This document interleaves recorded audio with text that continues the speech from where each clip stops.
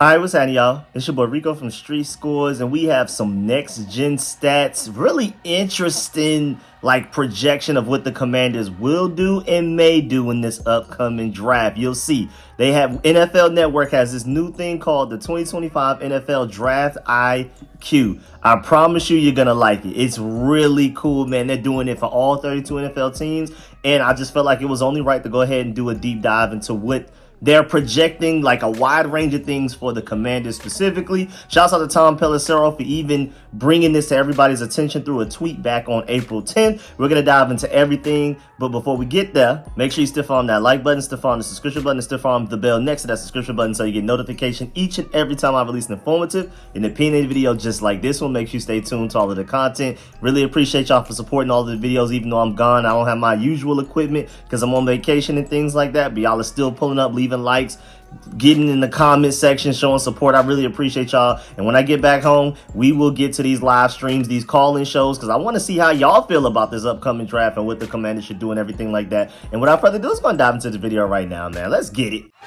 Adam.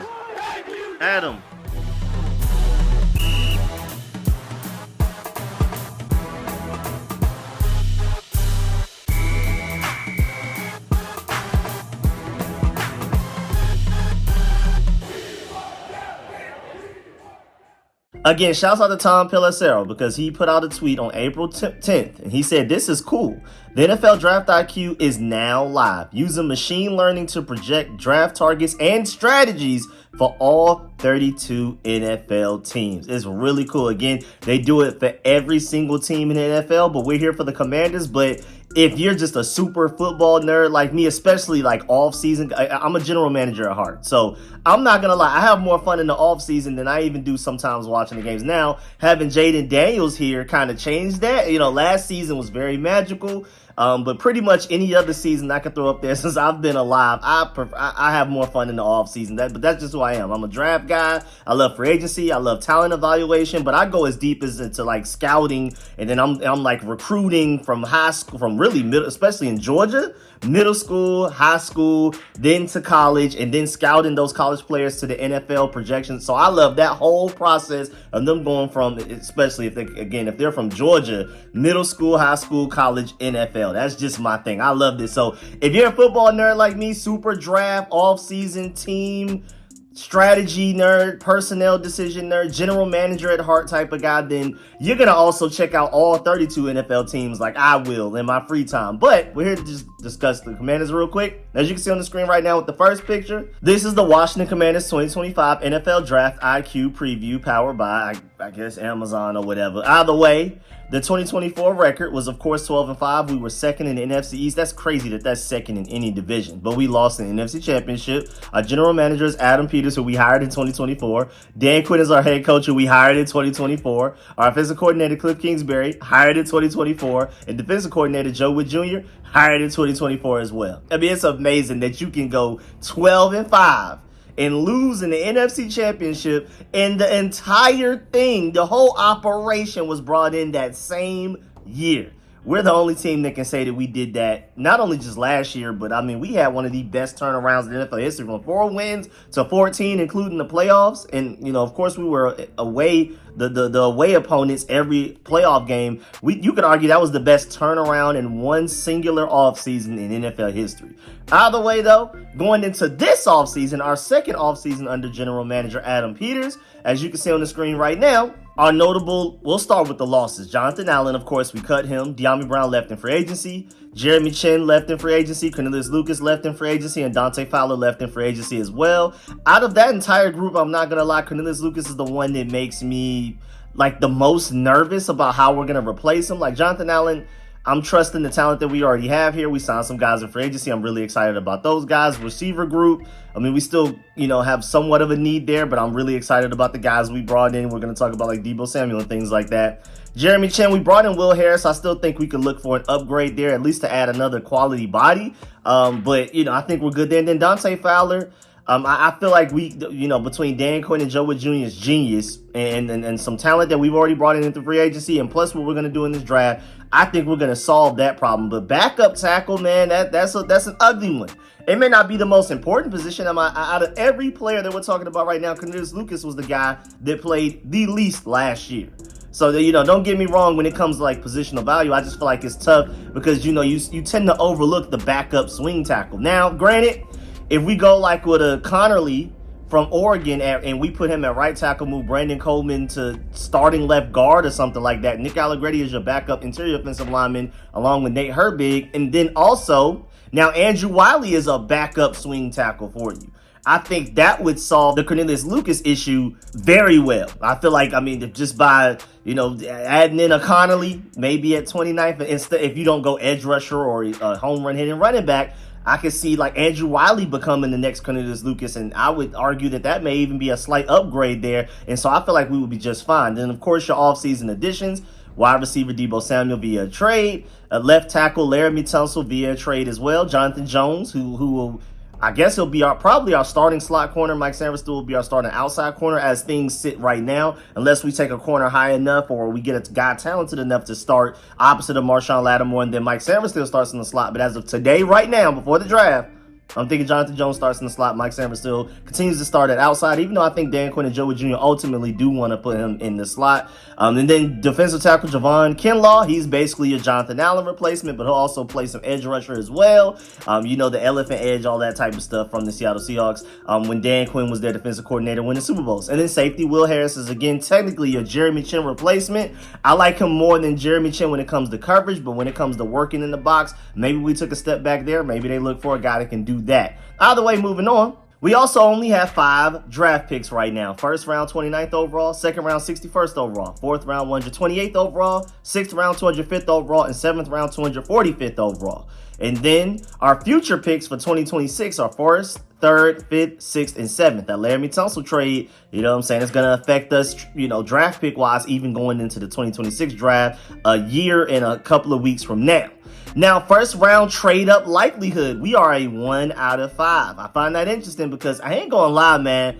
If a guy like Donovan Ezaraku or even like a James Pierce, I want pass rushers so bad. That like Jalen Walker or James Pierce or Donovan Ezaraku are like 3 to 5 picks ahead of us. I would personally, I know we don't have a lot of draft picks, but I want them that bad that I may even be willing to trade up. But I understand where they're coming from with the likelihood, like we're not going to, just off of the fact that we don't have a lot of draft picks. And Adam Peters loves draft picks, just like I do. I'm right with Adam Peters. It hurts my soul to trade away draft picks, in trades, because I'm such a draft guy. I fully understand Adam Peters. He said that in his press conference a couple of weeks ago when he was at the NFL owners meetings, like, he had to, use those draft picks to get great players. And that's how much he believes in those players, because he places a high value on draft picks, higher value than most people normally do. But he just felt like Deebo Samuel and Laramie Tunsil were just that worth it that he was willing to give up all of those draft picks to get them. And so don't get it wrong. Like Adam Peters, and the same thing with me. I love draft picks. I would love to have 20 draft picks going into a draft. You know how much fun I would have with my mock drafts if we somehow acquired 20 picks going into the draft. I would be in heaven. But at the same time, man, you got to do what you got to do to get impact players. And man, I'm not sure if you can get a Deebo Samuel in the 5th round. And whatever, combination of picks, whatever that value added up to, you're not going to get a starting top 5 at worst, maybe even top 3 left tackle in the NFL and a Laramie Tunsil in this draft. You're just not going to do it. So I felt like it was worth it. But again, not very likely to trade up because we already don't have a lot of draft picks. And I just feel like a lot of people think that Adam Peters doesn't value draft picks. No, he just values Deebo Samuel and Laramie Tunsil that much. It hurt his soul to trade away those many draft picks to get those players. And then first round trade down likelihood, 5 stars. Now, of course, if you wanted to go look at all 32 NFL teams to see where we rank, pretty sure we're number 1, or tied for number 1 with other teams as far as trade down likelihood. I'm not gonna lie, if I had to predict right now, I wouldn't be surprised if we're the only 5 stars when it comes to trade down likelihood. There may be other teams that are 4, maybe some that are 3, but we may be the only 5-star. And then, of course, quarterback need. Come on now, man. There's only a handful of teams out there that's a 1 out of 5. And shouts out to us having Jaden Daniels, because that's not something we have to worry about for a very long time. Now, moving on. Here are the Commanders' projected 2025 first round big boards, man. And of course, as you can see at the bottom, Next Gen Stats Mike Van projects every team's draft day targets based on pre-draft interests, team needs, and organizational philosophies, available exclusively on NFL.com/IQ. Q. So based off of that, if Will Johnson falls that far, I'm sprinting to the podium to get him. As a Georgia Bulldog fan, I would be elated to get Michael Williams, even though I feel like he's being downplayed way too much. I feel like people are really ignoring the injury that he had. People are just looking on the surface and saying that he didn't do much pass rush wise. Like the film wasn't that good. Yes, of course the film wasn't that good last year because he was hurt. I feel like a lot of people missed that. Like at the combine, I think it was Jalen Walker that spoke up for him. Michael Williams wouldn't say it himself because he doesn't want to provide any excuses, which is why he would be like a Dan Quinn guy. He would be a commander for sure. They would love he is the perfect personality for a Dan Quinn defense. Like he's not gonna create any excuses for himself. He didn't even want that information out there. That was Jalen Walker who just out of nowhere in his own interview said something about Michael Williams was probably playing at only 60% last year. He was still arguably at the very worst the second best run stopping edge rusher in the entire college landscape, at least out of this draft class. And then the pass rush upside is definitely there. You saw it at times his freshman year, and he's just been kind of banged up since. Now you can knock him for the injuries, but I don't like people knocking him for his tape last year because I feel like that was a lot of that was due to the fact that he was hurt. He shouldn't even been playing. Like, shouts out to Michael Williams for even putting his body on the line, even putting out that bad tape that people are misjudging him on, just for the fact that Kirby Smart felt like we needed him to give us a chance to, go all the way and win a championship. And we ended up not winning a championship. That would have been nice to have 3 out of 4 years. But shouts out to Michael Williams for putting his body on the line to risk further injury, to again put out this bad tape that people are, putting them down on their big boards because of the bad tape that there should be no tape. He should be going into this draft or maybe even staying another year after he just sat out this year because he literally had no business playing this last year. I'm not sure if he was ever even in the 80 to 90% healthy. We're never even looking for 100% healthy when it comes to this sport. That's just never going to happen. But, I could do a whole Michael Williams breakdown maybe in another video. So we're going to go ahead and move on to Mike Green. Of course, again, Will Johnson. Quick to the point, man. Come on, man. Maybe it's because of his lack of speed, some people say, and I know Dan Quinn ultimately wants to change to a man coverage defense, but Will Johnson's one of the best zone cover corners I've seen come out of a draft in probably a few years, man. He makes it to 29, whether it be injuries, the lack of production from this last year, the lack of speed. The sprint to that podium and get him, man. But I feel like also pass rusher is a bigger need than corner. I still don't care. Will Johnson makes it to 29. It'll be really hard for me not to take him, man. Then Mike Green, and this is my problem too. If any of these guys that we're looking at right now are available at 29, I highly doubt we trade back. But Mike Green, if he somehow, most people feel like he's the second best edge rusher in this class, man. He led the FBS in sacks. The only guy behind him, the guy right behind him, was Donovan Ezeraku there at the bottom. If he's there, he's one of my dream picks because he's like a nice blend of perfect for what we need, should go way higher in the draft than he probably will, and then also quite realistic. He's like the perfect combination of the best case scenario mixed with it's actually possible because Abdul Carter is the best case scenario at edge rusher. There's no way he's making the 29. Donovan Ezeraku, we're going to get to him. A lot of people feel like Mike Green's even better than Donovan Ezeraku. I feel like my only question, Donovan Ezeraku did it against better talent than Mike Green did. He went against higher competition, but still Mike Green led the college FBS in sacks for a reason. If he's some miracle makes it to 29, you sprint to the podium. There are some character concerns there, and it's crazy too because people always talk about James Pierce character concerns, and then there's no actual real sources from Tennessee themselves. It's just a bunch of people saying it around the internet from the reports that they've got wherever it is. Whereas Mike Green, they have granted, you can't exactly find the direct police reporters people have looked up and tried to find, but there's some serious accusations placed on his name. And one of the reasons people say that he even transferred to the college that he ended up transferring to. So it's crazy that people bring up James Pierce character concerns. You never hear about it when it comes to Mike Green. And Mike Green's character concerns are probably scarier, at least, off the field wise and things like that. But either way, Mike Green makes it to 29. You sprint to that podium. Jahdae Barron, I ain't gonna lie. He may not necessarily be my favorite pick out of this group, but you could argue, especially if a lot of these guys we see on the screen right now are gone by the time he gets to our pick at 29, he may arguably be best player available. I see him more as a slot corner safety guy than a pure outside corner. I think he can play outside corner. I think he can play literally any position you need him to in the secondary. He's that great. My problem is I don't see him as a pure outside corner.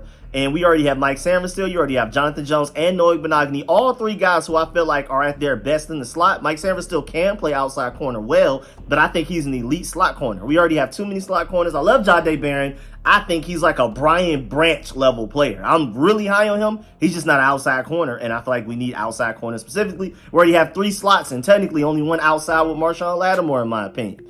Then Shamar Stewart, elite talent. I mean, literally, he's such a weird case of like raw and also lack of production. Now, granted, Texas A&M, the way that they run their defense, they ask you to like, kind of stand up the offensive lineman and really let the linebackers make the plays where you're just kind of there to hold it down.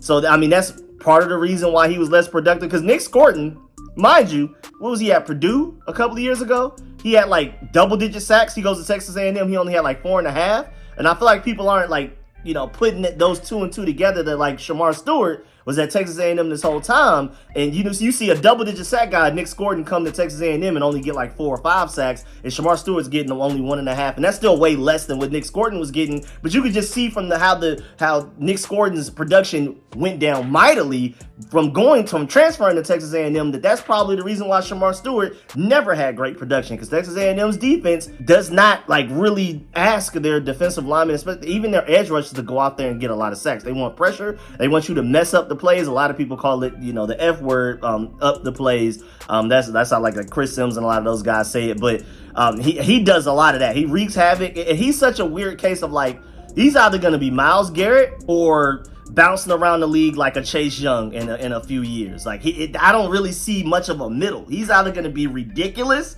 or he's going to, I think his floor is at least what we got out of Chase Young and what Chase Young is doing right now for the Saints, which is pretty good. Like, I'm not mad at what Chase Young's doing. He's just not living up to the number 2 overall pick that he was behind Joe Burrow.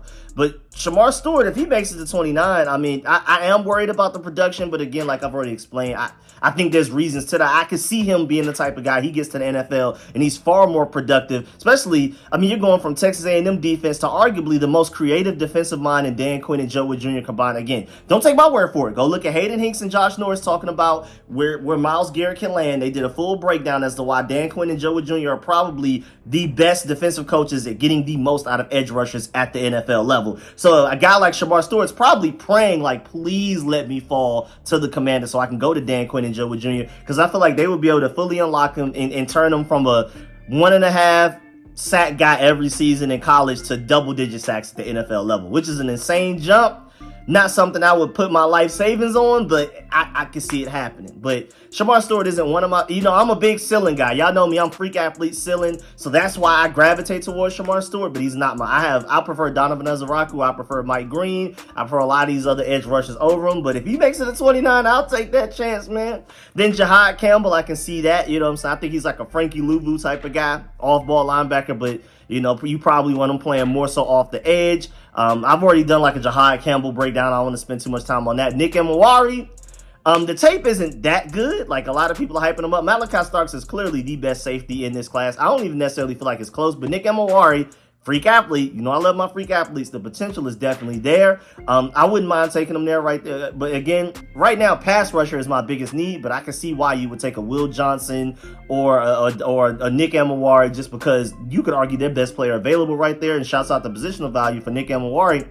I feel like the only reason he would make it to 29 is because people don't respect safeties. Just like they don't respect running backs, and they're going to fall further in the draft than they should, like the same exact way with safeties. And then, again, Donovan Ezeraku, my favorite possible pick as far as combination of best case scenario and realistic coming together. Again, Abdul Carter is best case scenario. There's no way he makes it to 29. There's a chance. I mean, they're even projecting Donovan Ezeraku to maybe even make it to the early second round.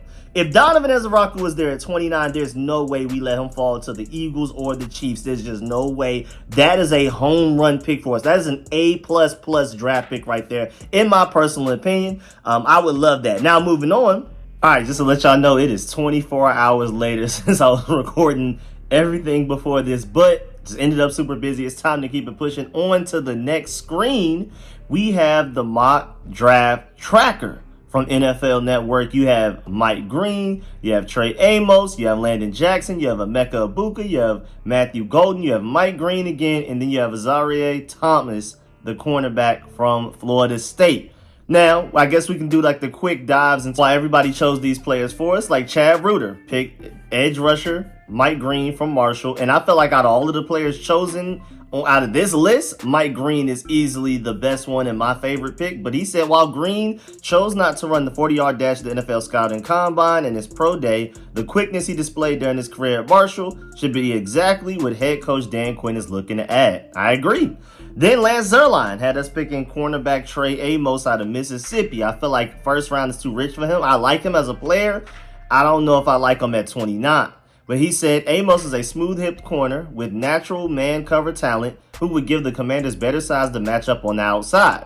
Then you have Eric Edholm, edge rusher Landon Jackson from Arkansas. Yet again, another one where it's like, solid player, just not worth it at 29 in my personal opinion. Perhaps this is a surprising name to name to some here, but Jackson's elite length and athletic explosion could upgrade Washington's edge group. His traits will work in a Dan Quinn defense and match many of the benchmarks the 49ers look for when Commanders general manager Adam Peters was scouting there. Then Charles Davis has as a wide receiver Emeka Ibuka out of Ohio State.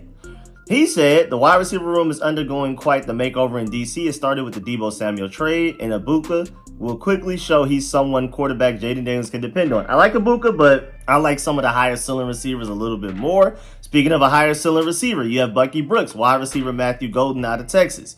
The motivation to build around 2024 Offensive Rookie of the Year Jaden Daniels could prompt the Commanders to take a playmaker early. Now, I'm not a big take wide receiver at 29. I'm definitely more edge rusher by far. I may even be a little bit more corner or safety or even running back.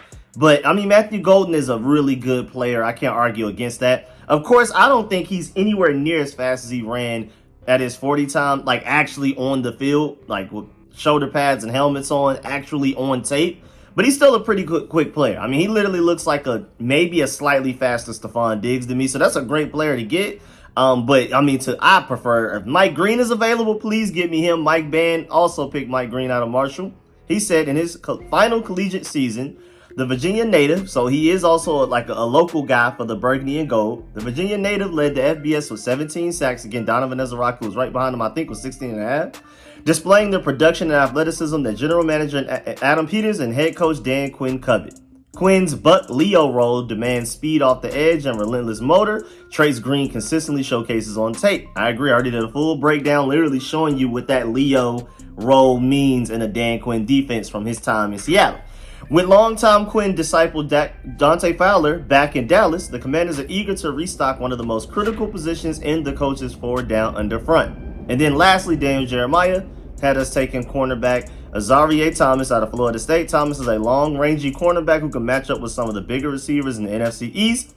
Again, another one of those where it's a solid player. I just don't know about getting him at 29. Maybe 61, but 29 now. Now moving on to the next graphic. On the next page, you have right here the probabilities of the first round position drafted for the Washington Commanders. Again, specifically, they do this for all 32 NFL teams. And for the Washington Commanders, it looks like we're most likely to go defensive line at 29%. Offensive line at 17% is interesting, but maybe it's that high because you're combining, first of all, center, which I highly doubt we go, but maybe guard and tackle since they're put together. Maybe, say for example, I'm just throwing this out there hypothetically, maybe tackle is like 10% and guard is like 6 or 7%, maybe center is like 1 or 0%. And that's why it surpasses some of the other positions, whereas like cornerback and safety are split up.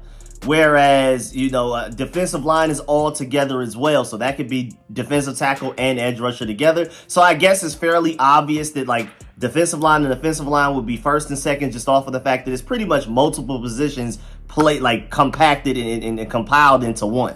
And so then you have cornerback third. And offensive line is interesting because I think we're more likely to take edge rusher or maybe even corner or safety, or maybe even wide receiver, quite likely even running back more than an offensive lineman specifically. But again, I guess if you combine tackle and guard, it ends up being more in totality. So then cornerback 15%, interesting, makes sense because there will be some solid corners. I just think you can get a really good corner in the second round, whereas I feel like the drop off from the edge rusher you can get in the first round going into the second round is a pretty steep drop. I think edge rusher makes the most sense in the first round. And then I think you think about corner or running back maybe the second round and on. Then wide receiver is fourth. That's interesting. Makes sense because of the fact that, you know, there could be like, you could argue that maybe best player available could be a receiver at 29, especially if a lot of the edge rushers that I really want to take him by then, I can see that. Then safety is quite likely because, I mean, you could argue we do need safety. It's just not a lot of great safety talent in this draft class. I think it's Malachi Starks, big gap, then Nick Amawari, gap, and then the next guy. Then running back makes a lot of sense. I think running back is a huge need, and you may have to take one sooner than you want to. But it is a really deep running back class, and running back is a devalued position. So I'm a little surprised that running back isn't a little bit higher, but at the same time, not a lot of people are predicting people to just take running backs in the first round just in general. And then linebacker, 6%, tight end, 5%, and of course, quarterback, 0%. That's what I love to see, man. We dreamt of times like these, man. We dreamt of times like these where NFL and next-gen stats will come together and put down the possibilities of which position we'll draft in the first round. And quarterback is 0%. If they would have done this any other year that I've been alive as a Burgundy and Gold fan, not only would there have been just any percentage at all other than 0, but it probably would have been number 1, or at the very least top 5 of like, we should take quarterback. Jaden Daniels, after his rookie season, this is the first offseason that we're going into since I've been alive that quarterback was a 0% need. Love it. Absolutely happy to see that. But yeah, man, that's the end of this video. Please get in the comment section. Let me know if about everything discussed in the video. Put stuff on that like button, stuff on the subscription button, stuff on the bell next to that subscription button so you get notification each and every time I release informative and opinion video just like this one. Make sure you stay tuned to all of the content. Really appreciate y'all. I know y'all see all of the top 30 visit thing going on, like where we're bringing in multiple of them again. Be on the lookout. I will report on that either later on to this evening, tonight, or maybe tomorrow. But either way, at the latest tomorrow, I will do a report on all of the guys that we're bringing in to have like one big visit together, similar to how we did the quarterbacks last year at Top Golf. It looks like we're doing a very similar thing with a lot of different position group players. I think it's happening maybe today, but either way, I'm gonna report on it either later tonight. I was supposed to do this video yesterday, ended up super busy, and now that's why I had to finish recording it 24 hours later from the time that I was recording it, and then I'm gonna get y'all that video sometime later, so stay tuned for that. I know y'all will see that circling around. Of course, I want to do breakdowns on every player that they're bringing in. At the very least, I'm going to try to give like a comp for these guys. I'm going to try to talk about strengths and weaknesses and then what round we may potentially be able to get all these guys. Because everybody we're bringing in for top 30 visits isn't necessarily like a first round target. We may be able to get several of these guys. And I also want to break down the history of like the last time we brought in a bunch of top 30 visits and things like that. How many of those players did we actually end up drafting in the previous draft? And I want to show you why there's a chance that, hey, man, keep an eye on these guys that we're bringing in for these top 30 visits because we tend to take top 30 visit guys. Well, I mean, it's only 1 year of a sample size, but still, we got quite a few last year. Hey, some of these names you may want to keep a close eye on. But either way, man, really appreciate y'all. Of course, let me know in the comment section how you feel about everything discussed in this video. Do you like this? Do you want more videos like this? If I could come up with my own. Of course, let me know if you like this so much that you may even go to NFL.com and look at the other teams. Because again, I'm a super football nerd, so I plan on looking at all of the other 31 NFL teams and what they need and all of that type of stuff as well. But yeah, man, I really appreciate y'all. Make sure you leave a like on the way out. Let me know in the comment section how you feel about everything. If you agree or disagree with anything that I said, that they said. Really appreciate y'all. I'm gonna catch y'all later. I'm out.